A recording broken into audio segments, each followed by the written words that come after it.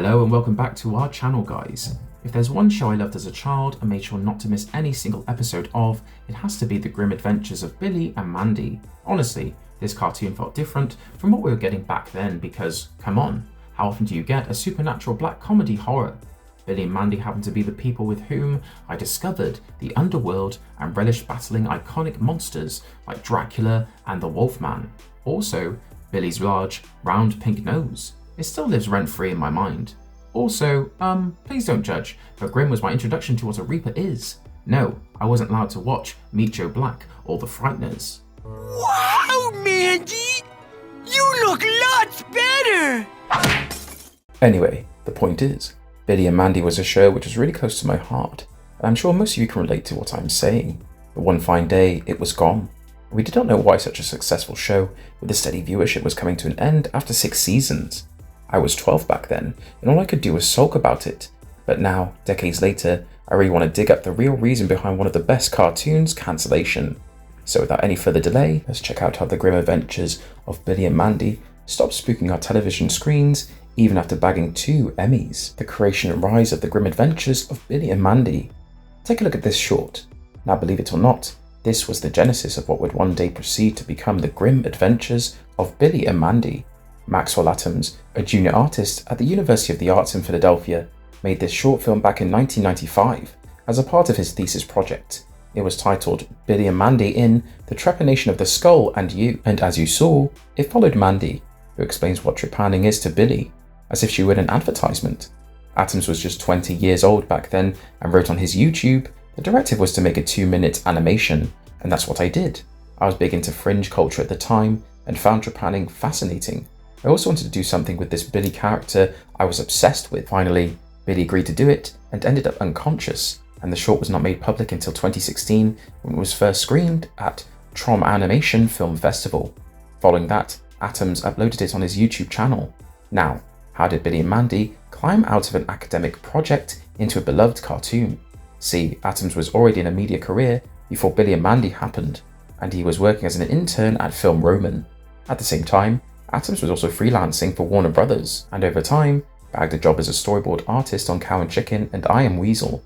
During the first season of Cow and Chicken, Hanna-Barbera executives approached Atoms to develop new ideas for short films.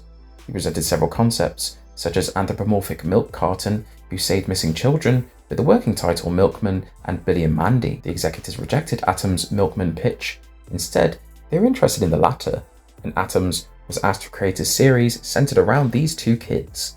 However, Atoms had a feeling that just 2 children were not enough to carry the show, and he started thinking about new characters to incorporate, basically to round up the cast, and he came up with the idea of a Grim Reaper.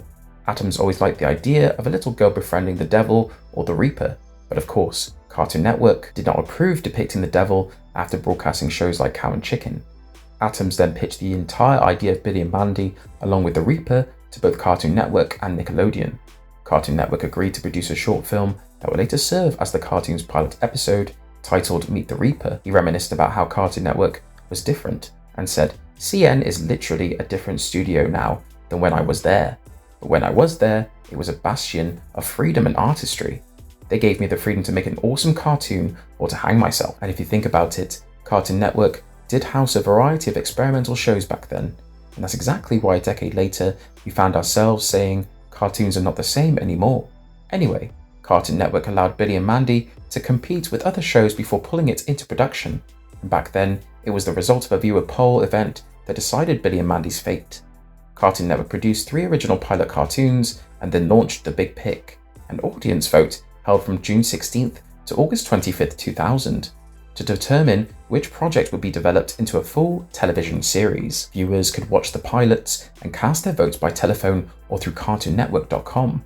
The 3 finalists were The Grim Adventures of Billy and Mandy, Whatever Happened to Robot Jones, and Long Hair and Double Dome. Billy and Mandy won decisively with 57% of the vote, while Robot Jones received 23% and Long Hair and Double Dome earned 20%. And after a sweeping victory, Cartoon Network moved The Grim Adventures of Billy and Mandy into full series production. But wait, it still did not air as an original, standalone series. Originally, 2 Billy and Mandy shorts were put in a single episode of another of Maxwell Atoms' shows, Grim and Evil, but only one evil con short was sandwiched between them. They intended to sell these cartoons as an anthology, but since Billy and Mandy occupied 2 of 3 slots, it was naturally considered the main show. Atoms revealed the reason behind this in an interview at ToonCon 2025. We won the Big Pick weekend, and at that point, all of the Cartoon Network comedies were 7-minute cartoons. They all had a middle cartoon. When it came time to do Billy and Mandy, it was going to be about a year before we had episodes coming back. So Cartoon Network said, well, if you want to do another pilot in the meantime, that turned out to be Evil Khan. By the time I got done with that, they were like, well, just package these together. This format lasted for 2 seasons, starting on August 24th, 2001. But Cartoon Network decided to move away from 3 7-minute segments and promote 2 11-minute episodes. And that's when Grim and Evil was split, and The Grim Adventures of Billy and Mandy got its own show, and so did Evil Khan. And ever since, I got a favourite opening sequence. 2 little skeletons dropped from the sky, got struck by lightning, transformed into Billy and Mandy, and then several monsters popped out. Oh, how can I forget the hands coming out of the graves? It was so damn creepy, but God, was I a sucker for it. Later, Cartoon Network asked Atoms to continue only one of the 2 shows, and he chose Billy and Mandy, admitting producing both shows would have been stressful. In an interview on Rebel Taxi, Atoms said, "We split them up trying to have 2 completely different shows with completely different casts is a little rough if you want to do both them justice, and it just seemed like so much work that we said, well, okay, we'll do one last season of Evil and make it the best we can, and then we'll just continue with Billy and Mandy." What was Billy and Mandy about? The show revolved around 2 school children, Billy and Mandy, who were neighbours and ended up striking a friendship despite their completely different personalities. Their lives are in a fictional town called Ennsville, known for its dark, unhinged, and surreal ambience. Now, Billy was practically a dodo, but he was a genuinely happy-go-lucky boy who would get excited for something as simple as a pie. In fact, he was so dim-witted that he kept yelling, "I love pie," when he was being prepped up to be served as one. But Mandy is nothing like him. She is cynical and cold-hearted. Getting her to smile was so rare that an entire episode was about getting Mandy to smile just for once. And just as she did smile, he caused reality to crack right when Grim was about to finish his sentence. You ever get the feeling that something really bad is about to? Now, how does Grim fit into this situation? Well, it started with Billy and his love for his pet hamster, Mr. Snuggles. In Meet the Reaper, you see Billy being excited about Mr. Snuggles' birthday. He was now 10 years old and was of age for the Grim Reaper to harvest his soul. A swirling vortex opens up, and Grim steps in, whom Billy mistakes for Santa. When he says he was there for the pet, Billy thinks he got gifts for Mr. Snuggles and literally jumps around the Reaper, who is shocked to see 2 kids completely unperturbed by him. Mandy, however, understood the facts better and refused to give up the hamster and challenged the Reaper to a game, saying whoever wins can keep Mr. Snuggles. Grim accepts, believing he would easily win, but also adds that if they win, he will be their best friend forever. He then takes Billy and Mandy to Limbo, and Grim starts cheating to ensure his win. Right when Grim is about to win the game, Mandy orders Mr. Snuggles to attack him, and Grim loses. Therefore he became their best friend, and Billy literally poked the Reaper's stomach, excited that they got a new friend. Grim absolutely hated serving the 2 kids, and was initially miserable. Eventually he adapts to the new life, and actually starts caring for Billy and Mandy. Well, whatever care he was capable of. But deep in his heart, he wants to break free from this servitude. Interestingly, Grim, voiced by Greg Eagles, had a Jamaican accent, but it was not Atom's idea. He wanted Grim to have a British accent like that of Jonathan Harry, somewhat sophisticated and melodramatic, but Eagles himself auditioned with a Jamaican accent, which impressed Atoms.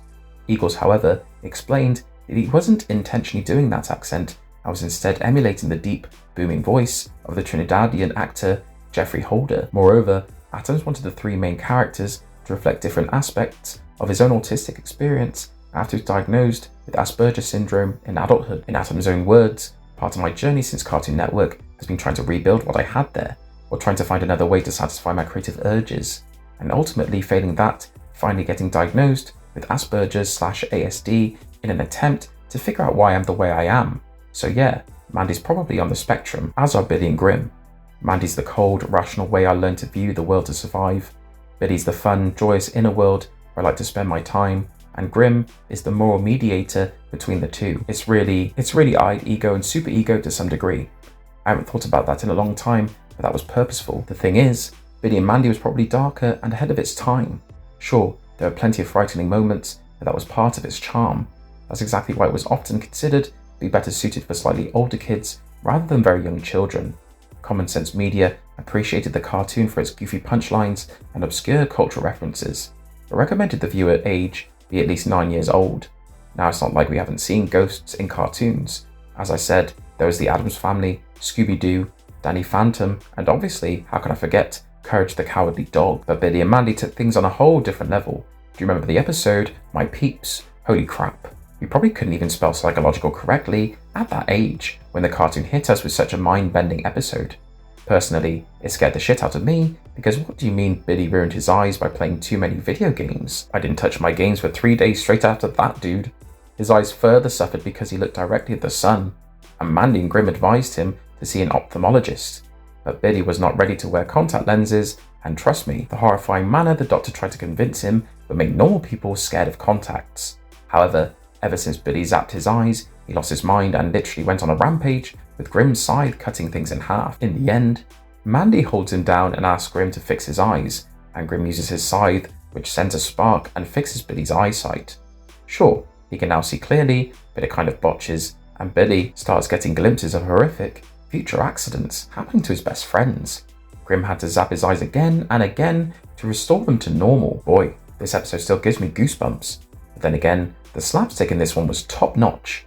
Mandy and Grim hiding in the fridge, which also gets cut in half, and panting after coming out of the house. Oh boy, hilarious. Then the two went out and had some coolers. I can't stop laughing. Maxwell Atoms has said that he grew up loving horror cartoons and expressed how Scooby-Doo influenced him. Quote Atoms, I always woke up and watched Saturday morning cartoons with my sister. We would wake up at 5:30 or 6 in the morning. Scooby-Doo was definitely a big part. All the Hanna-Barbera stuff was a big part of those early years. As a kid, I really both loved and feared monsters. As far as Scooby-Doo goes, that was one of the cornerstones of my love of the horror and supernatural and science, logic and reason. I guess it now makes more sense as to why he chose such a grimmer tone for a cartoon. Moreover, in the same ToonCon interview, he explained, Billy and Mandy were sort of my love letter / making fun of all the cartoons and TV shows I loved as a kid, mostly the comedies. Evil Con Carne was the other side of that, the B side of Saturday morning, which were the action cartoons like G.I. Joe, Transformers, He-Man, that kind of thing. Understandably, the question is, how did Cartoon Network even allow such a show to air for so long? No matter how much we loved it, our parents were not happy. Parents often complained that the show was not really appropriate for young kids, and that some moments were truly scary. Some even thought that certain sequences, like the Reaper's body becoming a skeleton that goes to pieces and reconstructs in Billy and Mandy, were too much for a child to handle. Moreover, the fact that he carried a scythe was received badly, and Mandy's over constant pessimism and emotionally abusive behaviour toward Billy and Grim was also seen as a negative influence. So how did Cartoon Network continue airing a show that was built around death, monsters, and disturbing imagery? The answer was simple. Cartoon Network is in an era where it was willing to experiment with most serious topics, albeit under a blanket of comedy and funny movements. Thus the controversy could never outweigh Billy and Mandy's popularity, and the channel kept the show going. How did the grim adventures of Billy and Mandy end?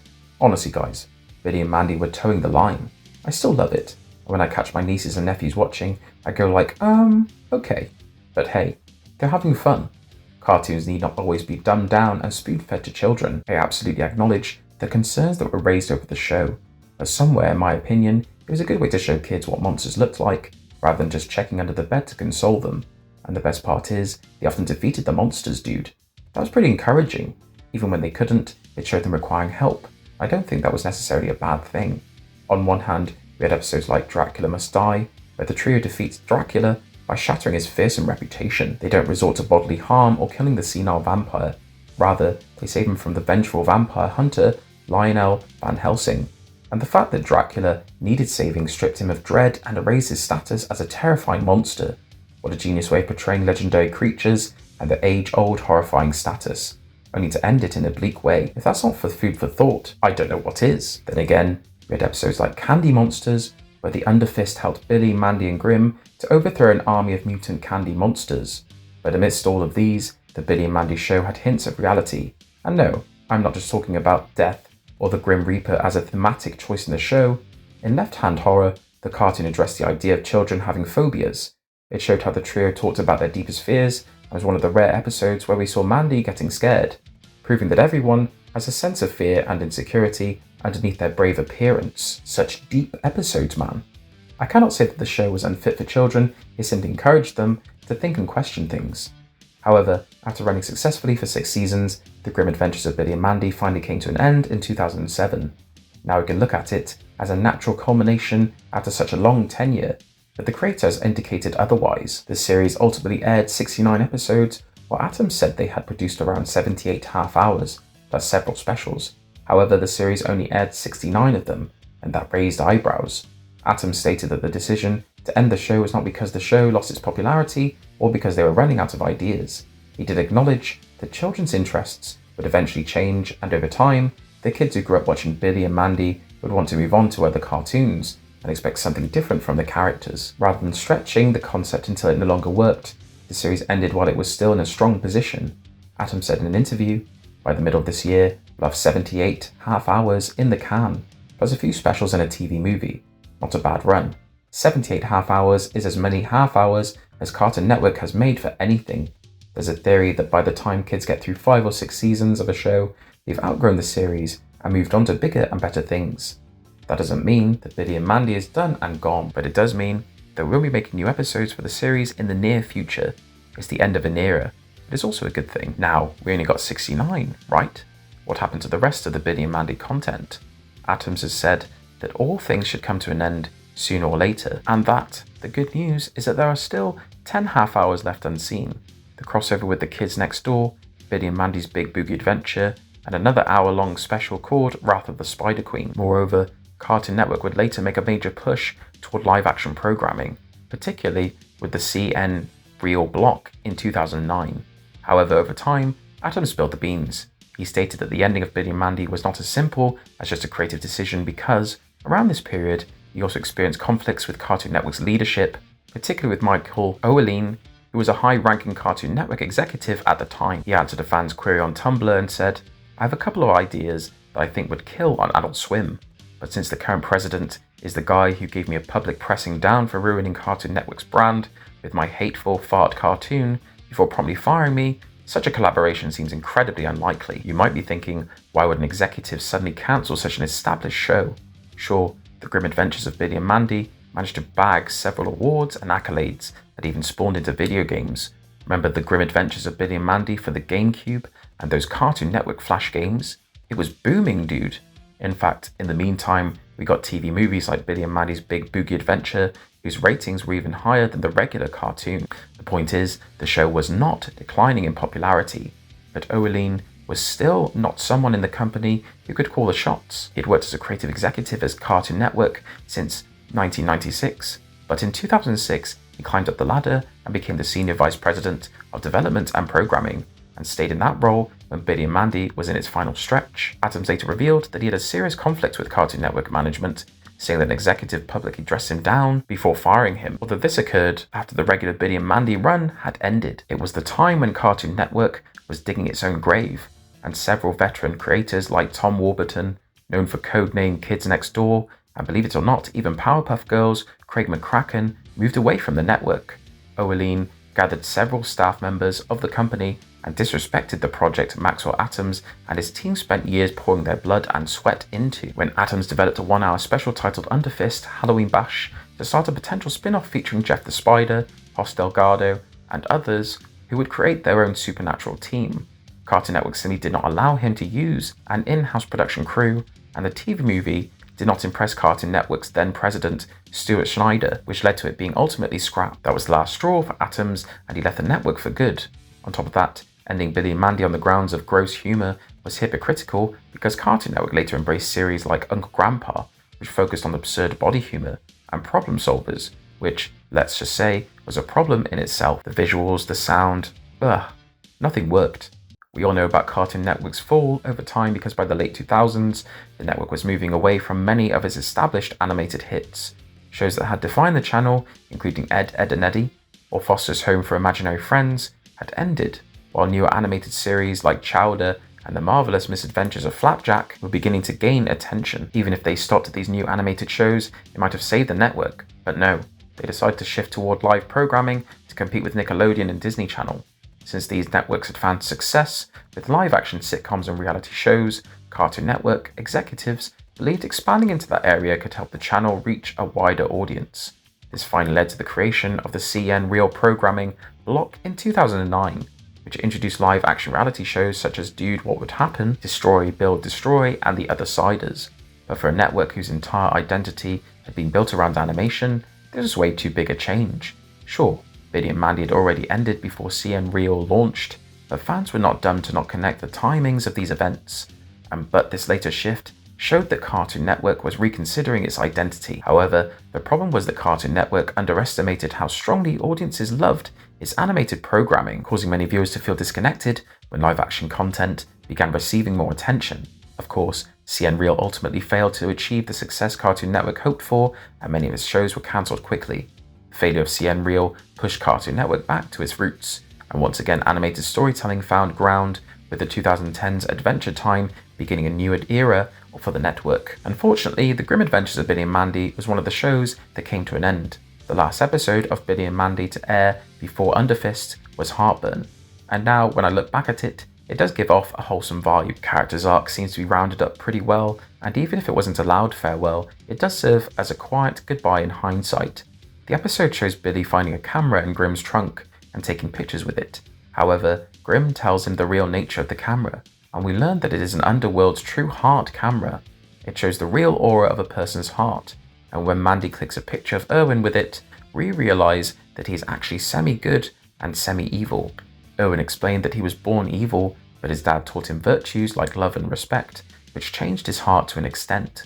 When Mandy learnt about this, she went through a major change, and even against her wishes, embraced a warmer, innocent persona. Erwin and Mandy finally share a kiss, but it turns Mandy into a true, sinister self, which is Erwin's intention because he likes her just the way she is. The ending is humorous and screams Billy and Mandy's signature style, but also it leaves us with a simple message that life and every person are a balance of yin and yang, and it's always better to accept someone for who they are rather than trying to forcefully change them. What happened to Billy and Mandy after this, and what is its future? After Maxwell Atoms left Cartoon Network, he worked on Fish Hooks at Disney and on Teen Titans Go and Bunnicula at Warner Brothers Animation. Maxwell also worked on 2 Scooby-Doo movies and even tried to independently produce a post-apocalyptic adult puppet show titled Dead Meat by Kickstarter, but sadly the production fell through over expenses and contract issues. Outside of Adult Swim, Atoms is on good terms with current management of Cartoon Network and even attempted to pitch a new Billy and Mandy sequel film. He said in an interview, "I'm actually writing a sort of Billy and Mandy movie right now." In June 2021,